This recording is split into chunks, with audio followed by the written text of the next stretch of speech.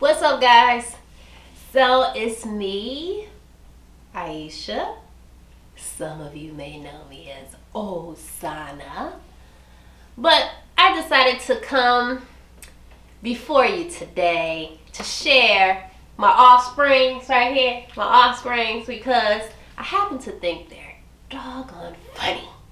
And on top of that, we have a lot of discussions in the house that are very interesting, and some of you are interested in listening to some of those conversations. So we thought that we will probably get together and make our conversations public to you guys. Right. For those of you who don't know, my sons, this is Dwayne. He's my oldest. And that's my baby back there. That's Colin. I'm sure he doesn't like me calling him baby, do you? No. Anyway, so we thought we would come to you to just bring you a few of the topics that we normally discuss here at the house. We have a good old time. As a matter of fact, sometimes when we have these discussions, we get lost in the time, right? And it's doggone funny. All the time. All the time. They're always funny. So today we're going to talk to you about privacy for teenagers. He's the teenager, just to let you know. And on top of that, the reason why we're discussing this is because there was an issue in the recent past about him and his need for privacy. And so, that led to a discussion because in my household, we discuss everything, right, sons? Yeah, a lot, definitely. So I'm not really a dictator. I'm more of a conversationalist. I'm all about let's talk about it. Let's talk through it. Let's learn something. Right, sons? Yeah. Let's get into your minds. Let's see how your train of thought is. Let's do some correction if necessary. Let's, provide a different viewpoint, different take to see whatever that situation is. So, we thought that privacy for teenagers was a really good topic to discuss. So, what do you guys think? Is it necessary for teenagers to have privacy? And what does privacy look like? Do you want to Not start? doing anything else, friend. Okay, so I'm not a teenager. I'm 26. So But he looks like one. Yes, I hope to keep my youthfulness till I am 70 at least. But anyway, so I would say that yes and no, to be honest. Like because I've seen, with friends that I know and then family members that like you shouldn't. I feel like you shouldn't shelter your kids too much, because I think that will mess with their psyche growing up. Because when they eventually become adults and they have to deal with the world and stuff like that, stuff will become a big shock to them, or they'll overindulge in stuff that they shouldn't. So I feel like there needs to be a healthy balance between giving teenagers certain rules, but also letting them do their thing, I guess, if you say. Me growing up as a teenager, I didn't feel like there was many strict rules with me. For one thing, I didn't like getting into trouble. That's for one thing. I was a good kid, so didn't really need to put a lot of strict rules on me. But even then, I didn't feel like there was a lot of rules that you gave me, and I think I came out okay. Do you think so? Yeah. For sure. What at me for? Let's get to your point, since you are the teenager here. So how do you feel about wanting privacy or rules? Like, how do you feel about that? It's not necessary for giving limitations on privacy for teenagers, because we're people too, so we need our privacy like everyone else. But why do you need privacy? For what? We want. What are you doing with that private time? What we want. Oh God. Okay, so as far as like privacy, I guess that's another conversation. Like, I mean, I don't have kids, but like, just from seeing, younger kids like in my family, and some of my friends have kids as well. But I th- I don't want to say that they shouldn't have privacy, but they shouldn't have 100% privacy because they're still young and they don't know a lot yet. And it's like you don't want them to get into stuff that they shouldn't. And so it's like, I don't know, I guess it really depends how they're raised, to be honest. Like, because I'm afraid, like, if you give them a lot of privacy, they could be going off watching stuff on the internet that they shouldn't, or they'll be talking to their friends about stuff that they shouldn't, or they could get into trouble if they decide to go out somewhere. They could do whatever they want, or I don't know. And then we go to the whole conversation about, maturing and hormones and, just naturally stuff that goes on with your body. That's another conversation in itself, and that's a weird line to cross when it comes to privacy there, because I do feel like you need some sort of privacy when it comes to that. When it's like, where do you draw the line? That's what I'm wondering. I don't know. So in my house, since Colin is the youngest, he is the teenager up in here.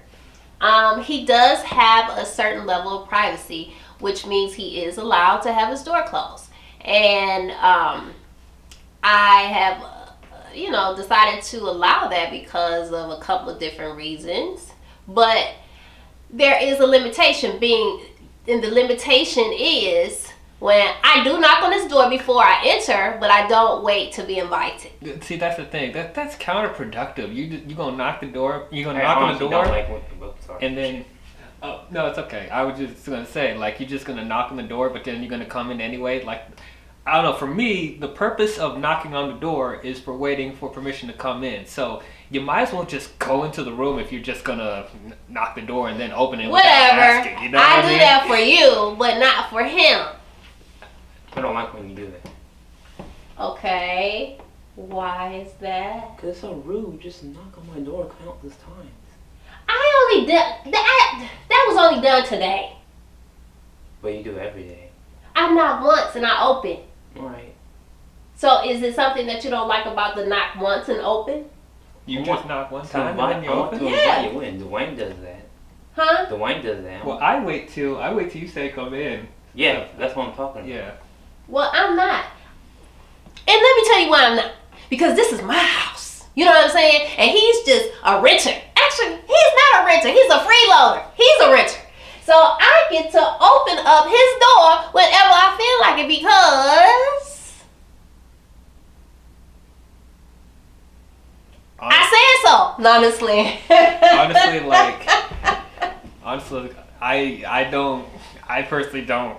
I feel some type of way of you knocking and just coming in, but at the same time, I don't say anything about it because I don't do it to you. You don't do it to me, which I appreciate that. Thank you. But at the same time, with him, we're not gonna say on camera, but it's just like they're just like I don't feel like he's fully earned all his privacy yet. And that's why I don't wait to be invited. Yeah, and so that's why I don't say anything about that to you, because like even though it's like stuff you knock and go in, but at the same time like I kind of understand why.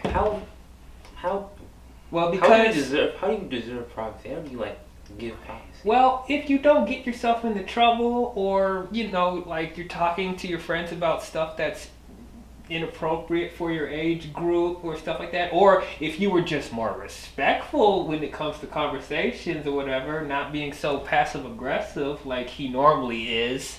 You don't even like talking to people, and when he don't like talking to us, and when he does, he's just like whatever, I'm a room, the typical teenage adolescence there. But we don't care. We don't care. We go in his room anyway and strike up a conversation. It will be in there for a couple hours. And see, now I admit I'm not consistent when it comes to I knock and wait for you to come in. Sometimes I just go in because you take first of all either you take a long time to say come in, or you're sleeping, or I can't hear you say come in, so I'm just like, okay, I gotta come in. But I'm slowly doing that with him just to teach him courtesy. If, when one day he has kids or whatever, he'll learn to knock on the door and wait for them to come in. So I'm trying to I don't enforce think that with kids him. should do that. Should have that much privacy. Now, this is what I believe. When you start paying rent, then I will wait to be invited. Because technically, you paying for that room. Is that fair? Well, I'm not gonna pay rent. What? I'm not gonna pay rent. What? I'm not gonna pay rent. What do you mean you're not going to pay rent? I'm not gonna pay you. I'm not gonna pay you. So you gonna move out before she gonna be like, you gonna start paying rent? Yeah. I mean, I hope so. So what if that's not so? Well, I want it to be You so. gotta be prepared for anything, man. So Man, he has such high hopes and dreams, which I appreciate. However, if I said that you needed to pay rent next month, being tomorrow, are you prepared to move out? No. Okay. Therefore, when you are prepared to pay rent, then I will knock and wait to be invited into your room. Is that fair? I guess so. Okay. So, the reason why I think he needs a little privacy is because, of course, I am the only female in this house. What can I say? So, and as a female, there are just certain things that I don't want to see with my eyes, right? When it comes to young men, raising young men. There are certain conversations I don't want to hear when it comes to young men, right? So please close that door. But I am not trying to shut out what could possibly be going on because we talk about everything, right, sons? mm-hmm. We talk about sex. Right, son? Me? Yeah. You are a son, right? She Yeah. kind of talked about that with me growing up, but not a lot. I had to figure out that stuff either at school or other. So this young one, he gets buck wild. You know what I'm saying? As far as his questions and his curiosity. Yeah. He wants to know everything. Yeah. Sure do. So, too bad I don't have a third child because this one right here will really, he helped me move into the I guess the position of being more open about sexuality. But this one right here, woo! Yeah, I mean, because I don't bluntly just be like, hey, this, that, and that. I'd be like, there's certain things I want to talk to you. Like, we'll ease into that topic when we get there. We're going to start from square one. But you're like, no, we're going to square D. We're going to square C and D. Forget A and B. I need to know this stuff right now. Like, you're 14 years old. You just turned 14 as of this recording. But it's like, you're 14 years old and you want to know this stuff. Though I know from the beginning, because I was a middle schooler and you were a middle schooler. Middle school kids today are crazy. So it's around this time they'll be talking about it and thinking about it. They don't wait till high school. Like middle school, they got the minds as well. So. And I didn't have to really talk to him about it because he, as you can tell, he's very conservative. I mean, he values relationships and he definitely is a lover, meaning that his whole MO is to treat a woman with all the respect, kindness, and love, right? So he's not one of those men who is looking to hit it. He just and quit it. You know what I'm saying? He's a nurturer. I'm a nurturer, so he takes care of his women. So he wasn't all that anxious like somebody else here in the video. You know what I'm saying? To know a lot in my mind, because I would have thought that you would have came to me or Kenny at the time and asked us, especially after that porn question. I think after the porn questions, the gate was open. See, the thing is, though, before that, since I'm just gonna put it out there a little bit. Since I didn't have a lot of restrictions growing up, they allowed me to watch rated R movies younger than I probably should have, and that's how I kind of found out about sex. Fun fact, my dad took me to see Bad Boys 2 in theaters, and I was like, well, I was around 8, 9, 10 years old, something like that. It came out 2003. So, yeah, I was probably like... He's a movie buff, y'all. I am a movie buff. I even have my own YouTube channel talking about movies. It's called DL Vince. Go ahead, subscribe to the channel. But anyway, but yeah, so really my knowledge of sex came from movies. So like the most of us. right. Hey. So I honestly didn't feel a lot of need to talk to you guys about that at the time. I did still have some questions here and there, but it's like as far as you have given me the talk of the birds and the bees, I'm like, no, I don't need that conversation. It's fine. I'll talk to you about it later. But, so that being said, Dwayne may be learning some stuff still when I talk to his brother. Do you think this sex stuff and privacy stuff go together? Meaning that if teenagers have too much privacy, that they may indulge in getting more access to sexual content? Depends on the person. that's what I'm saying. It's like it really depends on the person and how they're being raised, because it's like if you raise them to know right from wrong, and if you have that talk with them early, and it's like they're not taking advantage of anything, then I would personally be more open with giving them more privacy, since they're not going to do anything. But if they start getting a little too curious and they get themselves into trouble a couple times, that's where I'm like, okay, I need to keep a watch on you a little bit. Where does he come from, guys? Anyway, how about your friends? Your friends? Yeah, don't name anybody specifically, but do you have friends that are very curious about sex and they try to do their little research for sexual content or research on sexual content? Yes. And do y'all share that information between you guys? I don't want to hear it because... You what? I don't want to hear it because they're really graphic what they're telling me, and I don't really like it at all. Really? Yeah. Don't you think we get kind of graphic when we talk? Well, we don't. Compared to the stuff that I imagine they're talking about with him, I don't think it's as graphic. Because like I think do I even want to ask this question to you? Ask it. Okay. Do they get into detail about? Okay. Are any of them like pursuing sexual activity? I don't. The people that does that, I don't really know personally. Like they're not my friends or anything, but I do know them, and they know me. But yeah, they are. Some of my people I know do that. So yeah, pursue sex. See, this is kind of a messed up thing to think about, but there may be some middle schoolers that are just trying to have sex, and it's like.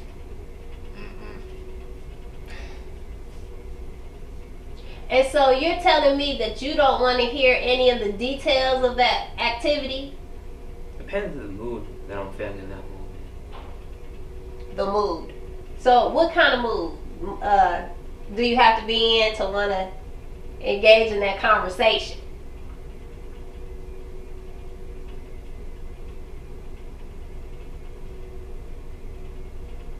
Only a little bit. Wait, what'd you say? Don't get him to repeat that. Okay, never mind. Never mind. So, do you think that as young folks, where does this feeling of how does this sexual feeling just come and overtake you? Is that like just out of the blue? I can't remember. That's too far away. Is it just out of the blue? You feel something that I don't know if I'm describing this right. If you're feeling, do you even know that it's a sexual feeling, or is it motivated by seeing something sexual? Like, is it if you never were exposed to something sexual, then you probably wouldn't have a sexual feeling? Like, some people would describe as being horny or whatever. Do you think it's from exposure that you feel this way? So the answer to all those questions is yes. Hold on, let me see this one goes back. Well, since it's like a really new feeling that we develop, kinda yeah, because it's really new and it feels kinda good, and we want to experience more of that. And it comes out of nowhere? I don't really know if it comes out of nowhere. Do you think it's motivated by watching something sexual? Or like a movie that's R-rated or something? Yeah. So do you think that if you didn't have that experience of watching something that you probably wouldn't experience that feeling? You'll probably be like, maybe? I don't know. You're not sure? I'm not sure. Okay, what you say? So I think it's a mixture of all of those things that you said. It depends how you're raised, but I think it's, well, for me personally, it was a feeling. Like, I think that mostly comes to hormones, because you're growing up and you start to get these like sexual feelings, and not necessarily just sexual feelings, but just the fact that you're attracted to the opposite sex. Like, that just came out of nowhere. Nothing really taught me that. Like, I knew I just ended up getting crushes on girls like back in elementary school and stuff like that. It just came out of nowhere. Nobody taught me that. But that's not sexual, really. That's more just like a little primal urge or something. a primal urge. But then again, there's some kids that don't even look at girls like that. They don't even care about liking girls. So, and the same thing with women. Sometimes. Because do they like the same sex? No, not necessarily. It's just like, I don't want to get into that conversation. There could be a possibility always. In today's times, maybe. But, for me, it's not necessarily true, because whether it's men or women, like, there's some that, just grow up and didn't really look at girls like that, or look at boys like that, because they didn't really care about liking girls. But I think a big reason of why we feel this stuff, like, around the teenage age is, because of hormones, because we're developing still. And so it's like you start getting these sexual feelings that come out of nowhere. And then mixture of stuff we watch on TV or stuff that's in the pop culture, because, culture today likes to push, attractive people and, sex in general. So it's an amalgamation of that, really.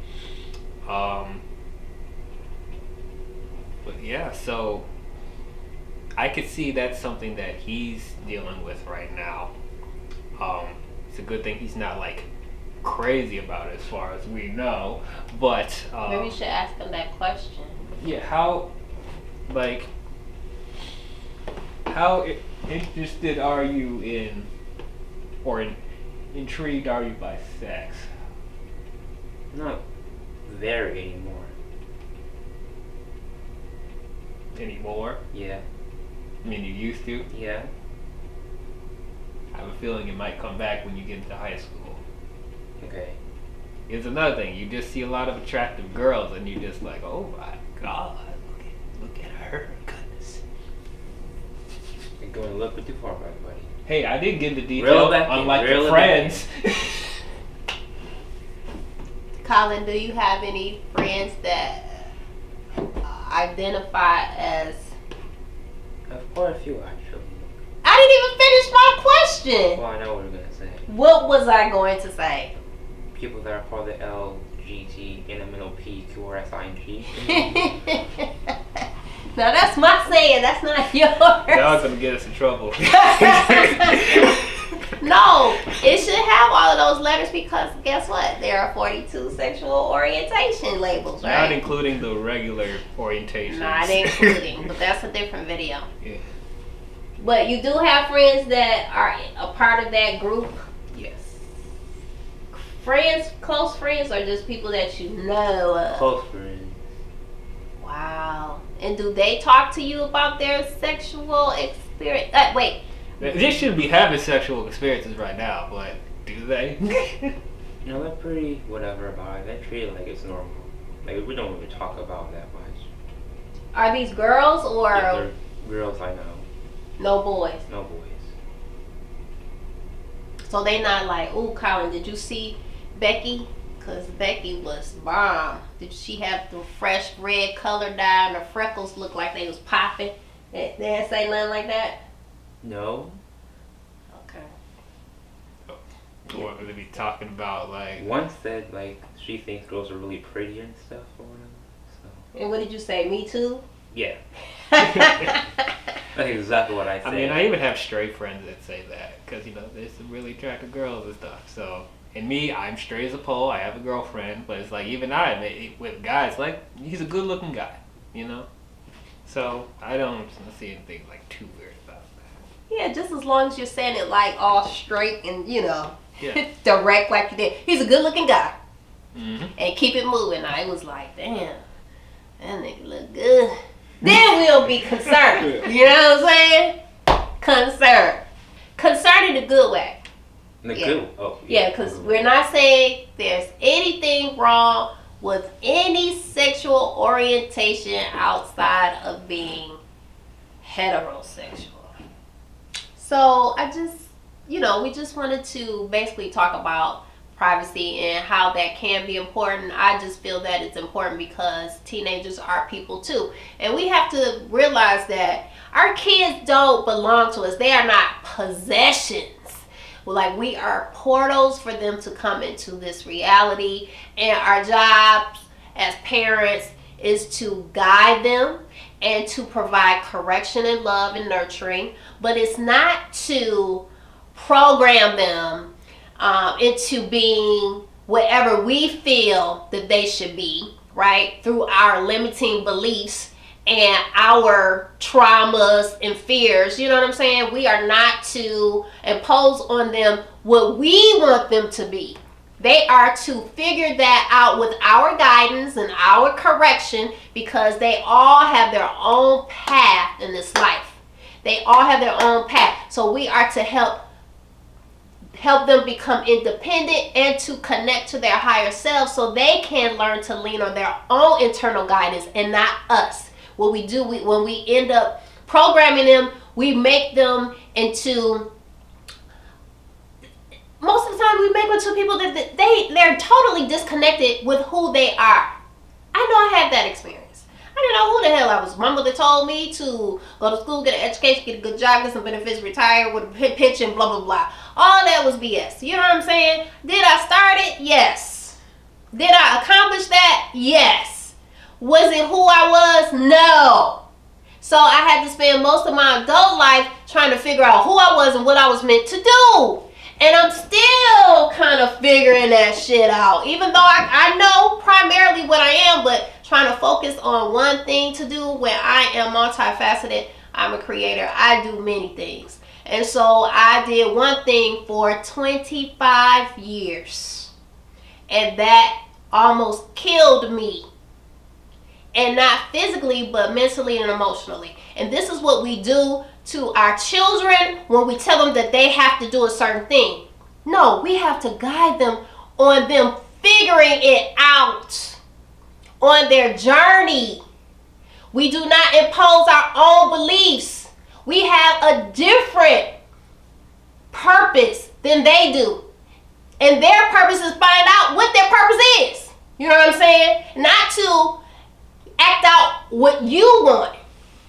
That's not what we're supposed to do. And they're to serve as mirrors to us. Meaning that most times, if you're open and connected, you can see that your children are you. Just amplified versions of you. Amplified versions of you. So whatever it is that you haven't healed in yourself, they're going to trigger you in those emotions with the things that they do. And yeah, you can chastise them and give them consequences to certain things, but really it's to heal you. And in return, you teach them how to heal them so they don't continue to act out those let's see, those emotions and those thought patterns that they have adopted from you, right? So freedom is the ultimate goal in this household. Freedom. Do I talk about freedom a lot? No. Because I talk about entrepreneurship. No. Yep. That's freedom.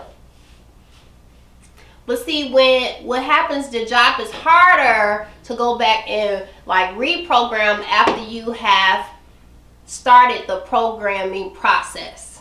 It's hard. It's harder. Let's say that. When they already have been programmed and they already have adopted a certain belief system, and then you go back and say, you know what, kids, I was wrong. This is not how we live life to the fullest. This is not how we live life connected to our higher selves and following our intuition. This is not. This is how we become dependent on a system to get us through life, and we walk around sleeping and looking for things outside of ourselves to make us happy and to provide for us. And that's not the way that we're supposed to live life. Now, they're not going to believe you at first, right, sons? They're going to buck. They're going to buck the system, the new system that you're trying to incorporate. Just like the Matrix, where they was trying to get Neo, the new system, like a choice. Blue pill, red pill. And Neo just wanted to really do what was familiar. And that's what our kids tend to do. So my whole point here is our kids, our people, they have feelings, they have thoughts. It's our job to get into those feelings and thoughts. We do not want to provoke our children, even though the Bible says that. Whatever you was taught, huh? Oh boy, that's another conversation. Religion. Yeah. You know. We don't want to provoke our children to not liking us or being disrespectful or whatever. So yes, we have to have conversations about why do they deserve privacy and what are you going to use your privacy to do? Because there are many things that they can do that is not advantageous to them, right? So it's worth a conversation. It's never should you go into a conversation with your children and shut them down. Yeah, it's like they want, like they're trying to ask you about something that's kind of you know, I guess quote unquote controversial or whatever. I don't like when parents just shut them down. It's like, don't even think about it. Don't even talk about it.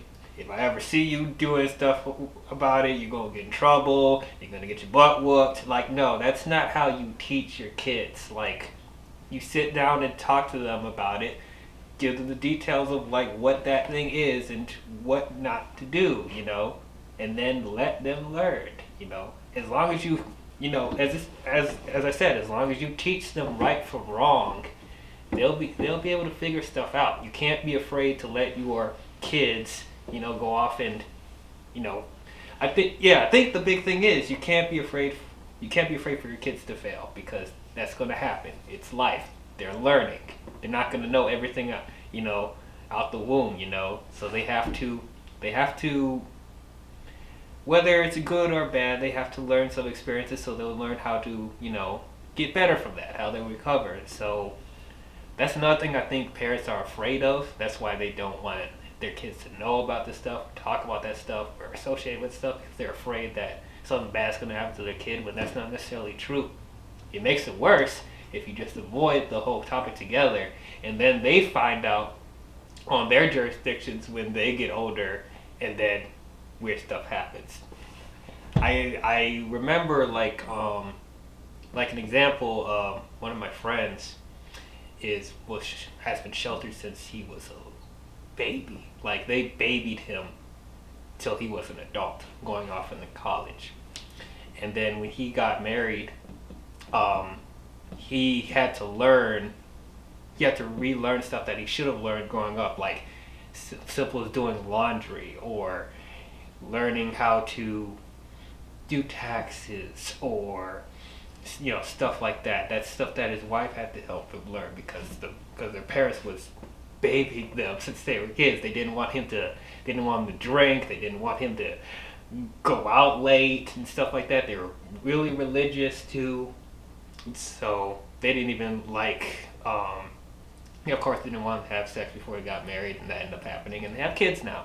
But that's the thing. That just really messes with the kid's psyche when you're just hiding the world from them, and then they find out on their own, and it's like they don't know what to do, or they get overindulged in stuff that they're like, oh, I haven't seen this before. I need to get into this, like drugs or drinking or sex. They get in trouble with that because you didn't teach them properly about that stuff.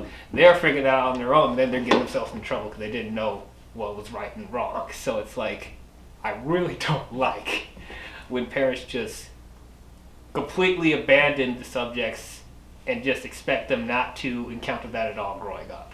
And then they wonder, oh, where did I go wrong? Where did I go wrong? Like, because you didn't talk to your kids about it. You can't be afraid to talk about this serious stuff with your kids.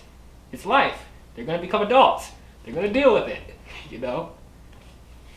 Absolutely. Yes, I do really believe that we are not to be dictators. We are to, again, entertain topics as they are brought up. We are to have in-depth conversations about these things that the kids are curious about or they have participated in, and it's not to belittle them or to make them out to be wrong, because we know about the journey of being a child, as adolescent, teen, young adult. We know the process, right? But what we sometimes lack is the process of raising these humans along that journey, right? We do not want to impose our own personal beliefs. We offer ideas and we allow them to choose to a certain degree. You know what I'm saying? There are certain things that I'm just not going to negotiate on. But we can't have a conversation about it though. And as long as it starts with a conversation, it's like you could give your kids rules and restrictions, whatever, but like just talk to them about it first so they can be aware of why you're telling them not to do this stuff. Yeah, I want you to understand the purpose behind saying this is not going down here, so that you can logically connect the dots and you can make your own decision or come up with a determination that, okay, mama's not just being an asshole. She really got a good reason for this and she's explained it to me thoroughly. Yes, children need that. They need it. That's one of the reasons why kids growing up and they're spiteful against their parents, because parents do that. They just be like, you're going to do this because I said so, or you're not going to do this because I said so. I don't got to explain anything to you. And it's like, that's another thing I think parents feel like they don't need to explain anything to their kids because they're young and they don't know any better. It's like, give their kids more credit than that, It's like, I mean, you don't have to do what the kids say all the time, but you have to make them understand why you're telling them to do this stuff, and then they won't be like, it's so spiteful when they grow up and it's like, they didn't let me do this and they didn't explain why and now I'm just all messed up and stuff like that. And buck wild. Buck wild, yeah. Well, it's almost like, I mean, I don't want to compare kids to animals, but it's like, it's the same thing. Like if you had your dog stay in one area for most of their life, and then, once they get out into the world, they go crazy and stuff like that. So it's like, it's a similar thing with kids. Like you put them in one box their whole life. Once they find a way out of the box, they're going to go crazy. They won't know what to do with themselves. So absolutely. And a part of that conversation is sharing a little bit about who you are too. Your kids need to know that you're a human being, that you are a woman or a man before you're their parent, and you have obstacles that you have to overcome, and we're still learning every day and healing. Hopefully some of you are, because some of you have been sleepwalking, but hopefully you're still learning lessons. growing, evolving, healing. Most of us, and I'm not just talking about physical healing, but emotional healing. So, but because you can't give your kids what you don't have, and most of you don't even know what you're lacking. But I can look at you and tell. I'm not touching that. But I also feel as though you should share your, like I already said that. By sharing yourself, I sometimes share what I go through in relationships or what I go through as being an entrepreneur. They need to hear these things. You know, we have conversations about money and credit cards and debit cards and credit and savings and all of that kind of stuff. They need to know this stuff. They need to know that because they looking anyway. They looking at you and they forming their own opinion. Now, do you want them to have the full truth or the made up truth? Because sometimes when you leave kids to their own devices, they can come up with some shit. Okay, I've had to correct my sons a couple of different times because they added their own, thoughts to a situation that wasn't necessarily true about me.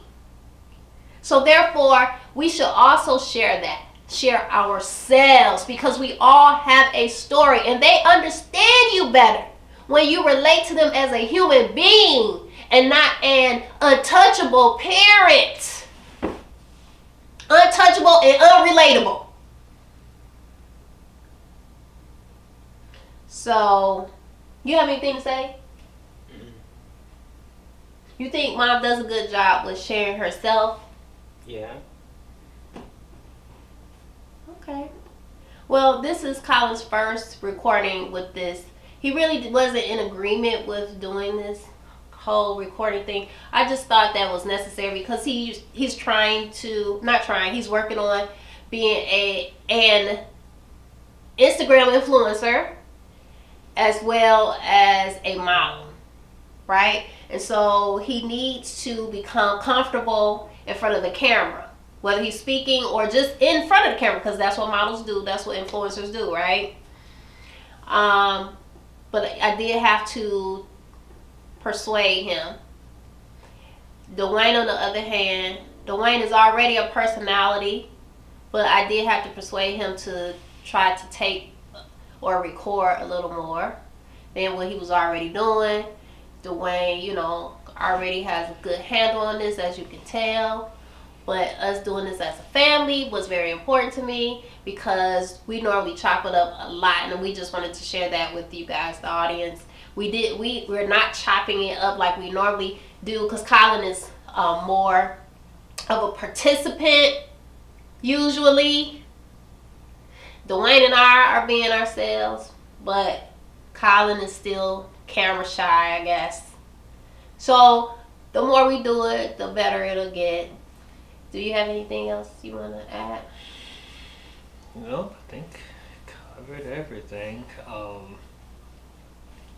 Just to sum it up, I think it just really depends on your relationship with your kid, as long as you're communicating with your kid and, teaching them what they should and not like avoiding controversial subjects with them. I think you'll be able to trust your kids with privacy to a certain extent, So there always has to be a balance with their kids, but I don't think they need to be completely free. Neither do I think they need to be completely sheltered. There has to be a balance. But, great point. Yeah. Great point. So, everybody's household is different because everybody's child is different. But the only thing I guess we're trying to promote here is open, honest communication in a safe space so that you can build a relationship with a foundation of trust with your kids.